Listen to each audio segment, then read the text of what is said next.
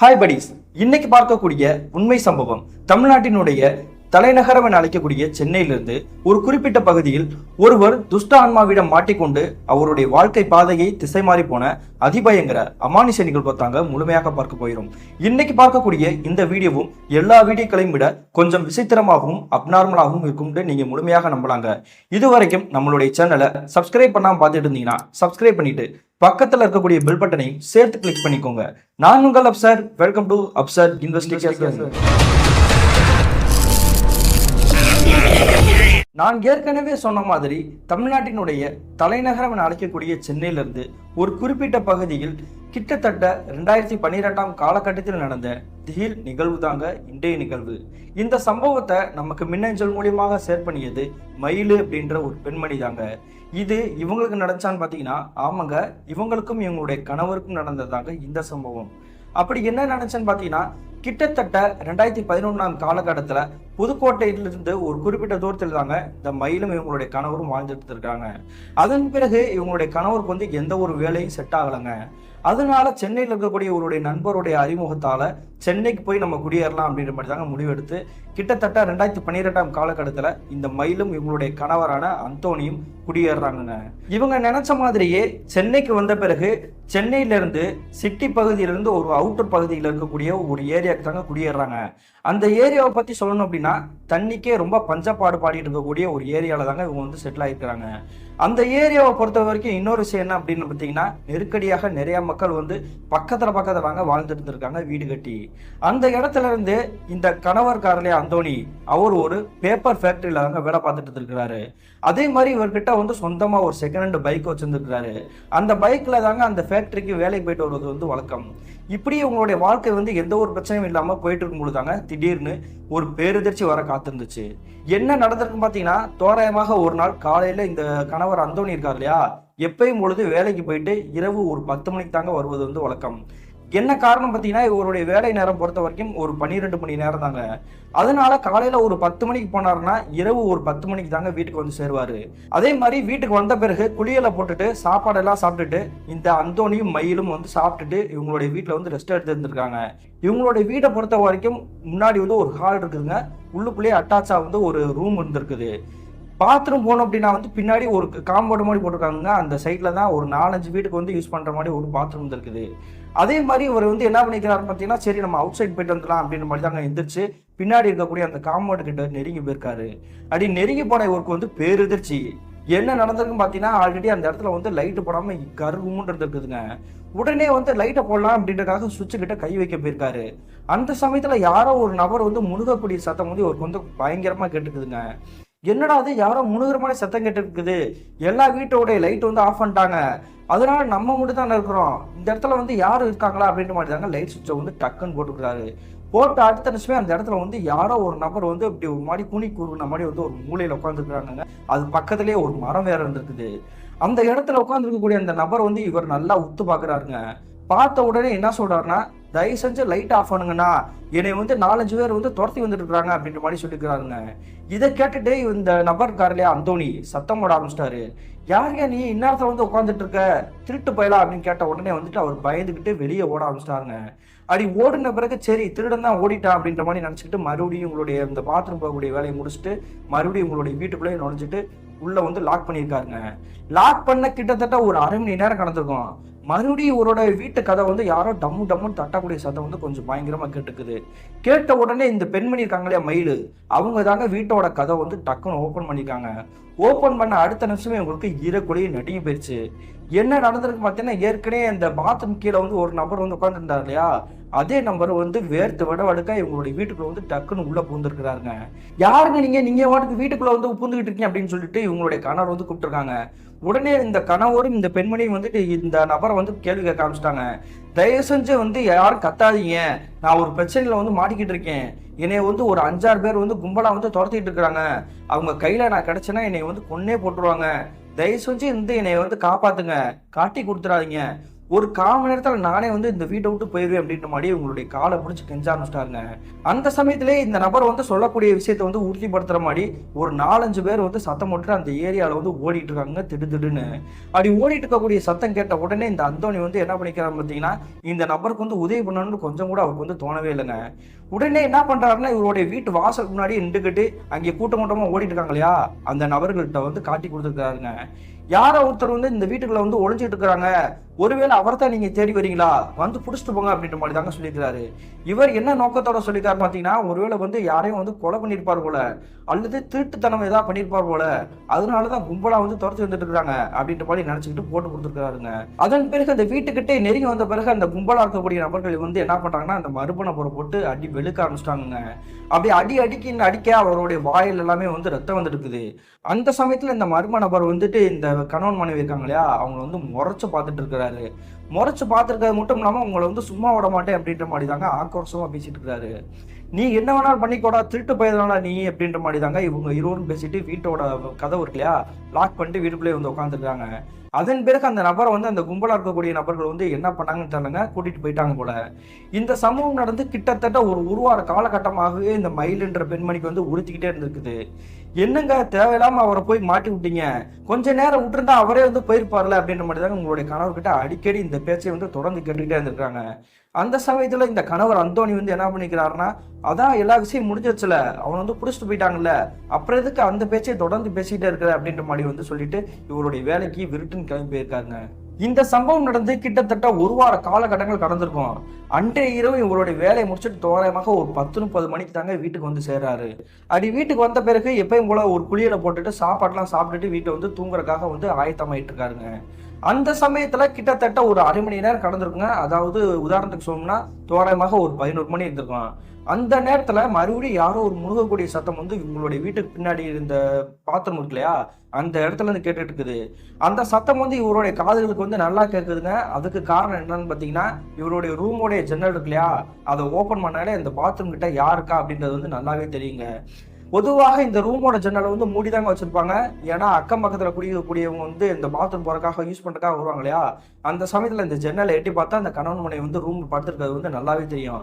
அதுக்காக தான் பயந்துக்கிட்டு அந்த ஜன்னலை வந்து திறக்கிறதே கிடையாது. ஆனா இப்போ வந்து முழுகக்கூடிய சத்தம் கேட்குது அப்படின்ற மாதிரி நினைச்சுக்கிட்டு இந்த கணவர் வந்து டக்குன்னு திறந்து பார்த்துருக்காருங்க. பார்த்த உடனே வந்துட்டு யாரோ ஒரு நபர் வந்து நிக்கிற மாதிரி தெரியுதுங்க, ஆனா நல்லாவே தெரியல. உடனே பக்கத்துல படுத்து கிடக்கக்கூடிய இவங்களுடைய மனைவியை பார்த்திருக்காரு. இவங்களுடைய மனைவி வந்து நல்லா தூங்கிட்டு இருக்காங்க. சரி நம்ம கதவை திறந்துட்டு வெளியே யார் நிக்கிறா அப்படின்ற மாதிரி போய் பார்த்துருவோம் அப்படின்ற மாதிரி கதவை திறந்துட்டு அந்த பாத்ரூம் கிட்டே நெருங்கி போயிட்டாருங்க. அப்படி நெருங்கி போய் பார்த்தா அடுத்த நிமிஷம் தாங்க இவருடைய வாழ்க்கையிலேயே மறக்கவே முடியாத காட்சி கண்கள் முன்னாடி தெரிஞ்சுக்குது.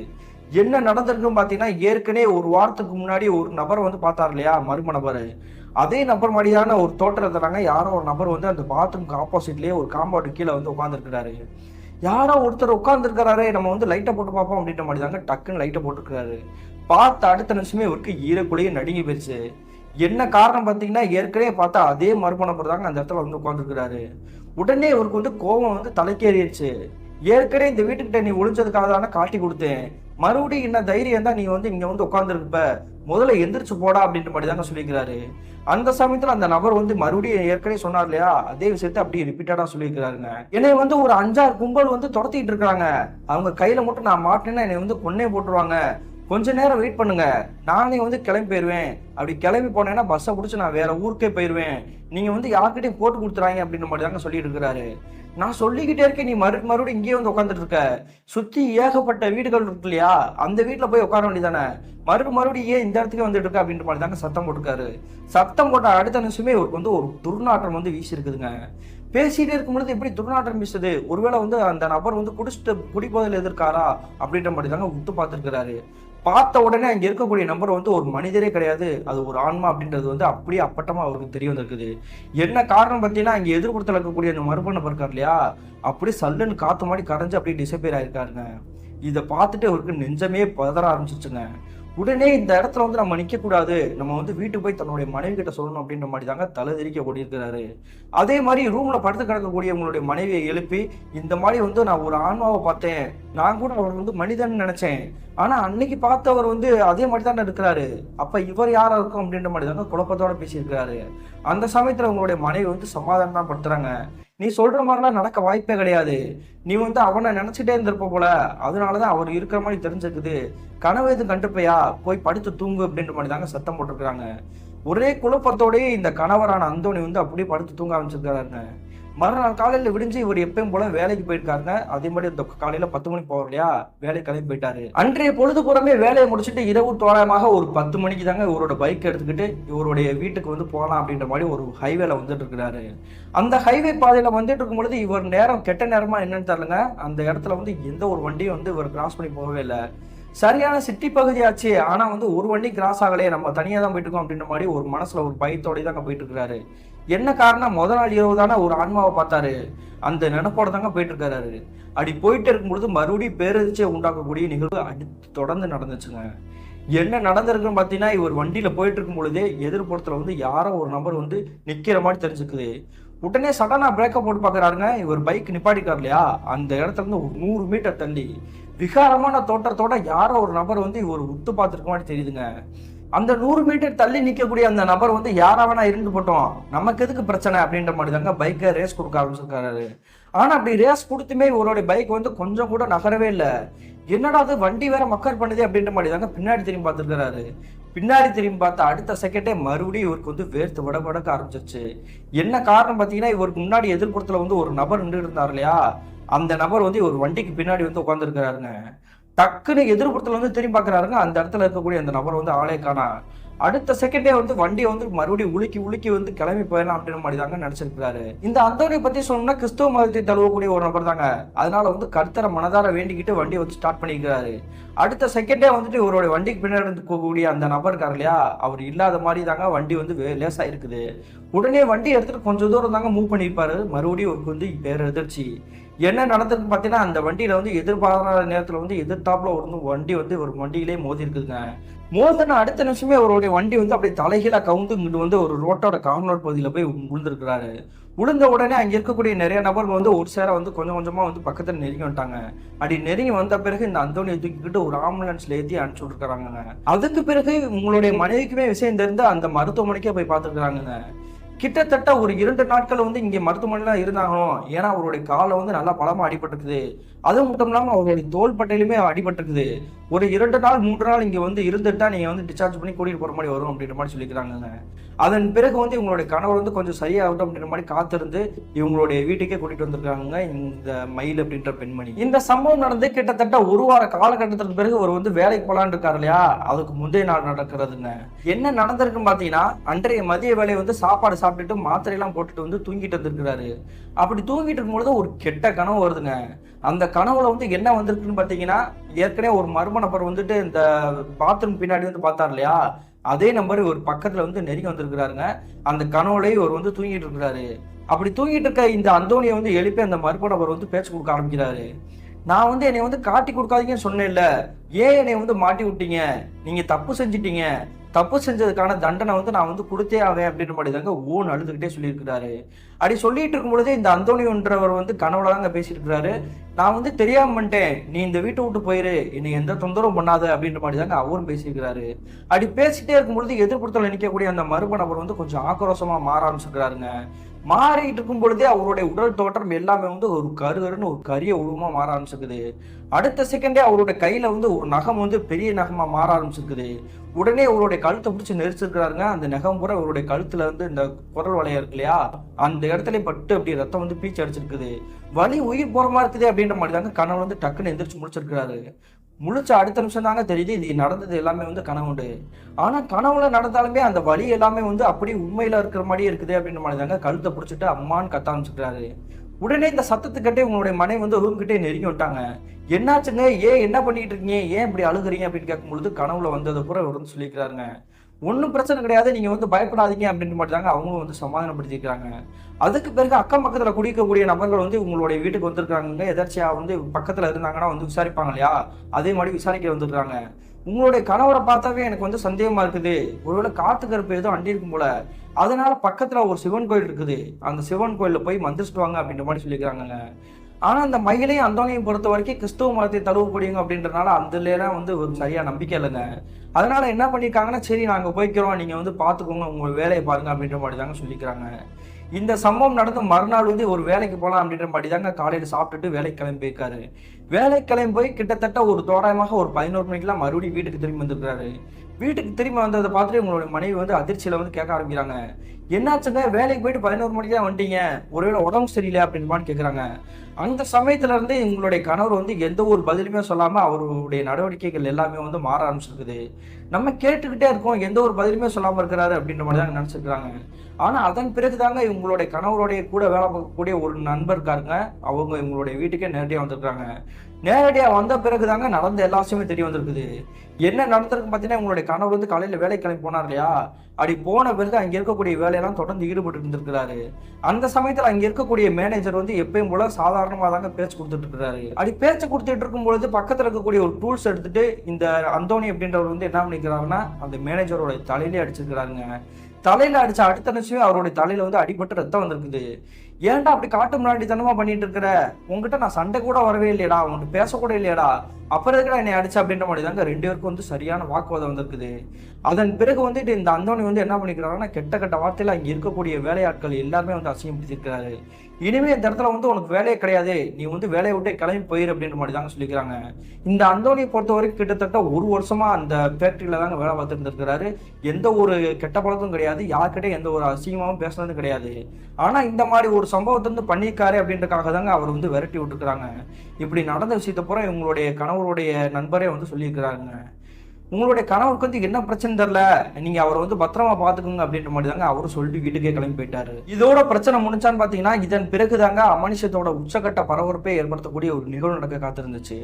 என்ன நடந்திருக்கு பாத்தீங்கன்னா, உங்களுடைய கணவர் வந்து வீட்டுல தானே இருக்கிறாரு. அதனால அவருக்கு வந்து ஆல்ரெடி வந்து கால் வந்து கொஞ்சம் கொஞ்சமா குணமாயிட்டு இருக்குது. நம்ம அவருக்கு ஏற்ற மாதிரி வந்து அவர் ஆட்டுக்கறி வந்து வாங்கிட்டு வந்துட்டோம் அப்படின்னா வந்து சூப் வச்சு கொடுக்கலாம் அப்படின்ற மாதிரி தாங்க முடிவெடுத்து இந்த பெண்மணி என்ன பண்ணியிருக்காங்கன்னா, அதாவது மயில் பக்கத்தில் இருக்கக்கூடிய ஒரு கறிக்கடையில் போய் 1 கிலோ மட்டன் வாங்கிட்டு வந்துருக்காங்க.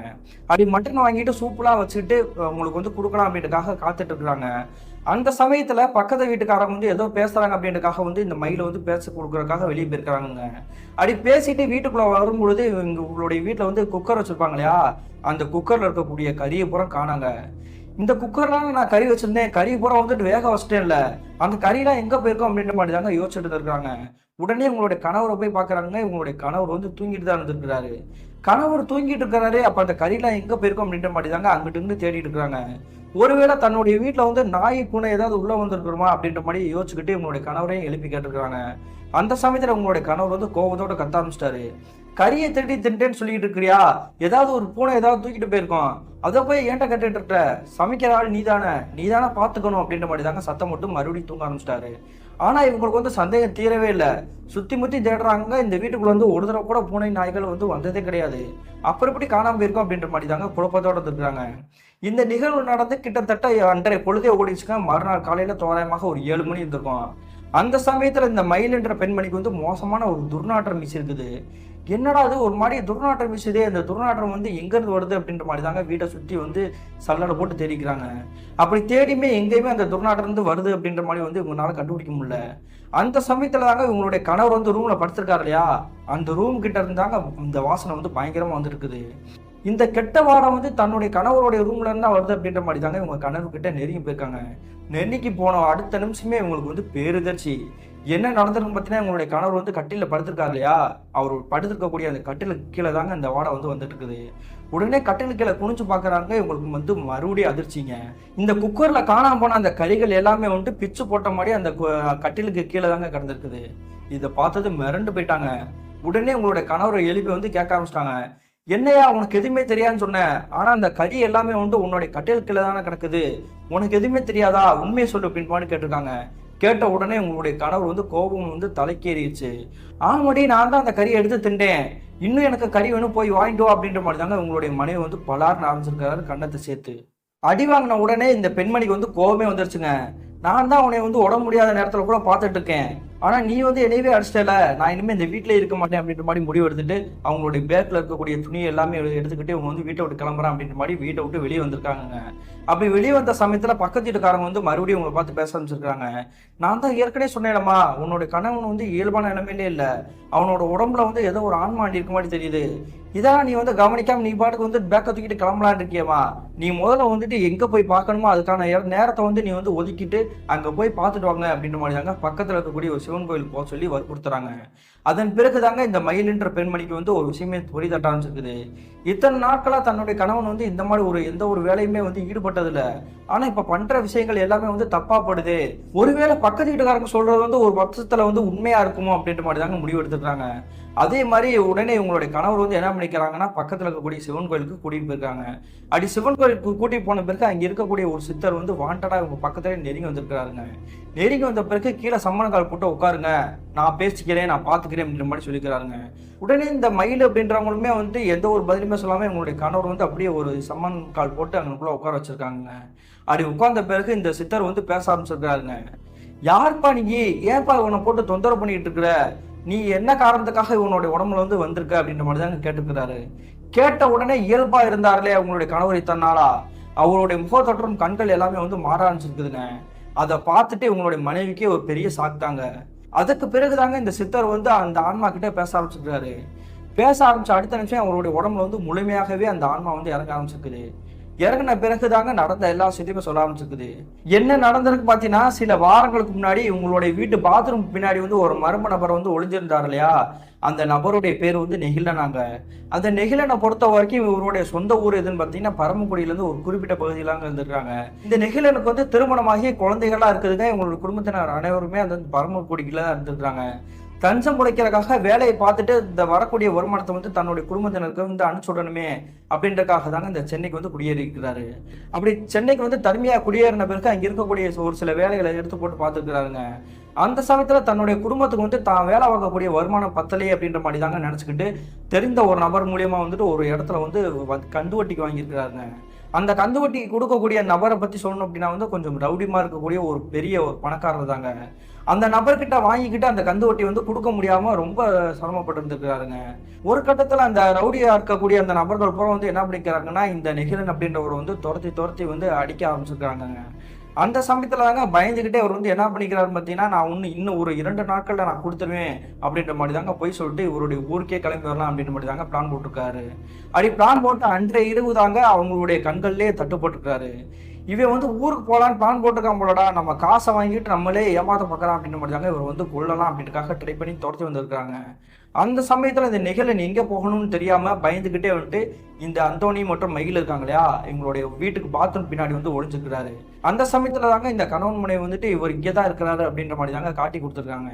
காட்டி கொடுத்த உடனே அந்த மர்ம கும்பல் இருக்காங்க இல்லையா, அவங்க எல்லாருமே வந்துட்டு இந்த நபரை பிடிச்சிக்கிட்டு தரன்னு இழுத்துட்டு போயிருக்கிறாங்க. அடிச்சுக்கிட்டே இழுத்துட்டு போயிட்டு இருக்கும் பொழுது இந்த நெகிழன் அப்படின்றவர் வந்து என்ன பண்ணிக்கிறாரு பார்த்தீங்கன்னா, முட்டா இவங்களே நம்மளை கொண்டுருவாங்க அப்படின்ற மாதிரி தாங்க தப்பிச்சு ஓடணும் அப்படின்றக்காக ட்ரை பண்ணியிருக்காரு. அப்படி தப்பிச்சு போகணும்னு ட்ரை பண்ணும்பொழுது தாங்க சாலையோட மைய பகுதியிலே ஓடிட்டு இருக்கிறாருங்க. அவருடைய கெட்ட நேரமா என்னன்னு தெரியலங்க, எதிர்ப்புறத்துல வந்து ஒரு பஸ் வந்து இவர் வந்து அடிச்சு தூக்கி இருக்குதுங்க, ஒரு பிரைவேட் பஸ். அடிச்சு தூக்குன அடுத்த செகண்டே வந்து அங்கே துரத்தி வந்தாங்க இல்லையா மர்ம கும்பல், அவங்க எல்லாருமே வந்துட்டு ஒவ்வொருத்தரா வந்து ஓட ஆரம்பிச்சிட்டாங்க. ஏன்னா இவரை வந்து நம்ம தான் துரத்திட்டு வந்தோம், நம்ம வந்து கொண்டுட்டோம் அப்படின்னு தெரிஞ்சா வந்துட்டு பெரிய பிரச்சனை மாட்டிக்கிடுவான், அவனே வந்து ஆக்சிடென்ட் ஆகி செத்து போயிட்டான், இனி எதுக்கு அவனை வந்து நம்ம பார்த்துக்கிட்டு அப்படின்ற மாதிரி தாங்க அங்கேருந்து எஸ்கேப் ஆகிருக்காங்க. அதுக்கு பிறகு இங்கே கீழே விழுந்துக்கிட்டக்கூடிய அந்த நெகிழன் அப்படின்ற நபர் வந்து அப்படியே வந்து அதே ஸ்பாட்லேயே வந்து இறந்து போயிருக்கிறாங்க. நான் இறந்து போன பிறகு அதே இடத்துல ஆன்மாவை தெரிஞ்சுக்கிட்டு இருந்தேன். அதுக்கு பிறகுதான் நான் செத்ததுக்கான காரணமே இவன் தானே என்னை காட்டி கொடுத்தான், அதுக்காக தான் இவனை டார்கெட் பண்ணி இவனுடைய வீட்டுக்கே நான் வந்தேன் அப்படின்ற மாதிரி தாங்க அந்த ஆன்மா வந்து சொல்லியிருக்குது. அதுக்கு பிறகு தாங்க சித்தர் வந்து மறுபடியும் பேச ஆரம்பிச்சுக்கிறாரு. நீ செஞ்சது எல்லாமே வந்து நியாயம்தாப்பா, ஆனா அவருடைய வீட்டுக்கு வந்து எதுவும் பிரச்சனை வந்துருமா அப்படின்னு பயந்துக்கிட்டா வந்து உன்னை வந்து காட்டி கொடுத்துட்டாரு. தயவு செஞ்சு அவரை வந்து மன்னிச்சுக்கோ, எனக்காக நீ மன்னிச்சுட்டு இவருடைய உடம்பை விட்டு நீ வந்து போயிரு அப்படின்ற மாதிரி தாங்க சத்திய வாக்கு வாங்கியிருக்கிறாரு. அதே மாதிரி அந்த ஆன்மாவுமே சத்திய வாக்கு வாங்கிட்டு இனிமேல் நான் யாருக்கும் தொந்தரவு கொடுக்க மாட்டேன் அப்படின்ற மாதிரி தாங்க அவங்களுடைய உடம்பை விட்டு டிசப்பியர் ஆயிருக்குது. அதுக்கு பிறகு இந்த சிவன் கோயிலில் இருக்கக்கூடிய சித்தர் வந்து இந்த கணவன் மனைவியை பார்த்துட்டு, இனிமேல் உங்களுக்கு எந்த பிரச்சனையும் கிடையாது, அந்த ஆன்மா வந்து சத்தியவாக்கு கொடுத்துருச்சு, இனிமேல் அவருடைய உடம்புல வந்து ஏறாது, நீங்கள் தைரியமாக போயிட்டாங்க அப்படின்ற மாதிரி தாங்க வழி அனுப்பிச்சு வச்சுருக்காங்க.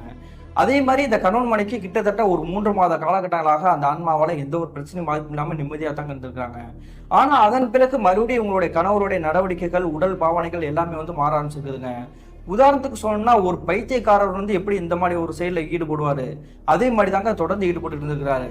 தன்னந்தனியாக இருட்டா இருக்கக்கூடிய நேரத்துல வந்து கண்ணாடி முன்னாடி போய் ஒரு மாதிரி விகாரமா பாக்குறது, கையில ஏதாவது பழங்கள் கட் பண்றதுக்காக கத்தி வச்சிருந்தாங்க அப்படின்னா வந்து இவருடைய கையை வந்து அறுத்துக்கிறது, இந்த மாதிரி செயல்ல வந்து தொடர்ந்து ஈடுபட்டுக்கிட்டே இருந்திருக்கிறாரு. ஒரு கட்டத்துல இவங்களுடைய மனைவிக்கு வந்து இவருடைய நம்ம சேர்ந்து வாழணுமா வேணாமா அப்படின்ற மாதிரி தாங்க யோசிக்க ஆரம்பிச்சுக்கிறாங்க. அதே மாதிரி இவங்களுடைய 2 குடும்பத்தினரையுமே வந்து கூட்டிட்டு வந்துட்டு பஞ்சாயத்து பண்ண ஆரம்பிச்சுக்கிறாங்க. இனிமே இவரோட என்னால வாழ முடியாது, இவர் கூட இருந்தேன்னா வந்து எனக்கும் பிரச்சனை வந்துடும். ஏன்னா நான் வந்து இப்ப பிரெக்னெண்டா இருக்கேன், எனக்கு குழந்தை எதுவும் பிறந்துருச்சு அப்படின்னா வந்து அந்த குழந்தை வந்து ஏதாவது ஒரு பாதிப்பான ஒரு சூழ்நிலையில வந்து வளர்றதுக்கு நான் தயாரா இல்லை அப்படின்ற மாதிரி தாங்க இந்த 2 குடும்பத்தினரும் ஒரு முடிவு பண்ணி பிரிச்சு விட்டுருக்காங்க. ஆனா இந்த சம்பவத்துக்கு பிறகுமே இந்த அந்தோணி அப்படின்ற ஒரு நபர் இருக்காரு இல்லையா, அவர் வந்து மாறுற மாதிரி தெரியல. சில நாட்களுக்கு பிறகு மறுபடியும் மனநல மருத்துவர்கிட்ட போய் சேர்த்து விட்டுருக்காங்க இந்த அந்தோணி அப்படின்ற ஒரு நபரை. அப்படி மருத்துவமனையில சேர்த்து விட்டுமே இந்த அந்தோணி அப்படின்றவர் வந்து இயல்பான நிலைமையில வந்து மாறுற மாதிரியே தெரியலங்க. இந்த அந்தோணியோட நிலைமையை பார்த்துட்டு அவங்களுடைய அப்பா அம்மாவுக்கு வந்து என்ன பண்ணணும்னே தெரியலங்க, பரிதவிச்சு போய் நின்று இருக்காங்க. அதுக்கு பிறகுதாங்க இவங்களுக்கு தெரிஞ்ச ஒரு நபர் வந்து என்ன சொல்லியிருக்காங்கன்னு பார்த்தீங்கன்னா, தெரிந்த ஒரு தர்கா ஒன்று இருக்குது, அந்த தர்காவுக்கு போய் நீங்கள் வந்து உங்களுடைய பையனை போய் சேர்க்கறது நல்லது. சேர்த்துட்டீங்க அப்படின்னா வந்து அவர் வந்து இயல்பான கண்டிஷனுக்கு வந்து மாறிடுவார். அவருடைய மனநலம்லாம் பாதிக்கப்படல, அவருடைய உடம்புல வந்து ஏதோ ஒரு ஆன்மா தான் கட்டாயமாக வந்து குடியிருக்குது, அதனால தான் அவருக்கு எல்லா பிரச்சனையும் வந்திருக்குது அப்படின்னு மாதிரி தாங்க சொல்லிக்கிறாங்க. அதே மாதிரி ராமநாதபுரத்தில் இருக்கக்கூடிய ஒரு குறிப்பிட்ட பகுதியில் அமைந்திருக்கக்கூடிய ஒரு தர்காவுக்கு தாங்க இவங்களுடைய கணவரான அந்தோணி வந்து கூட்டிகிட்டு போயிருக்கிறாங்க. அப்படி இவங்களுடைய கணவரை கூட்டிகிட்டு போய் கிட்டத்தட்ட ஒரு 10 நாட்கள் அங்கேயே தங்கியிருக்கணும் அப்படின்ற மாதிரி தாங்க சொல்லிக்கிறாங்க.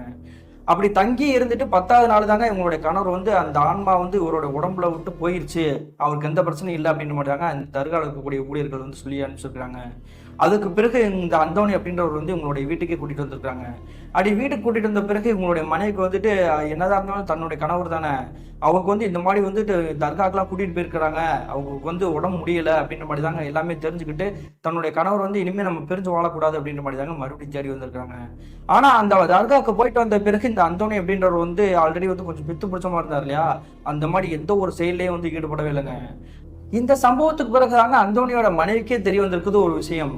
ஏற்கனவே சிவன் கோயில பார்த்தோம் இல்லையா, அந்த ஆன்மா வந்து வெளியேறிடுச்சு, வெளியேறின பிறகுமே வந்து மறுபடியும் ஒரு வந்து ப்ரொசஸ் பண்ணியிருக்குது. இத்தனை நாட்களா வந்து தன்னுடைய கணவர் வந்து ஆட்டி படைச்சதே அந்த ஆன்மாவா தான் இருக்கும், இப்ப மட்டும் இப்படி சரியா இருக்குது, அதனால இவருக்கு வந்து மனநலம் பாதிக்கப்படல, அது ஏதோ ஒரு ஆன்மா வேலை தான் அப்படின்ற மாதிரி தாங்க புரிய வந்திருக்குது. அதன் பிறகு வந்து இந்த கணவன் மனைவி இருவருமே வந்துட்டு எந்த ஒரு பிரச்சனையும் அமானுஷத்தால தாக்கம் இல்லாமல் நிம்மதியாக தாங்க வாழ்ந்துருக்காங்க. கிட்டத்தட்ட 2012ஆம் காலகட்டத்தில் எனக்கும் என்னுடைய கணவருக்கும் நடந்தது பிரதர். இந்த சம்பவத்துல இருந்து இன்ன வரைக்கும் என்னால் மீளவே முடியல அப்படின்ற மாதிரி தாங்க வருத்தத்தோடு சொல்லி முடிச்சிருக்காங்க. நாங்க வந்து அவருக்கு வந்து வேணும்னே உதவி பண்ணணுன்றதுக்காக இல்லை, ஆனா யாரா இருந்தாலுமே திடீர்னு நடுராத்திரியில வந்துட்டு ஒரு நபர் வந்து நம்மளுடைய வீட்டை வந்து கதவு தட்டிட்டு வீட்டுக்குள்ள வந்து உட்காடுறாங்க அப்படின்னா வந்துட்டு நம்ம வந்து விரட்டன்னு தான் நினைப்போம்.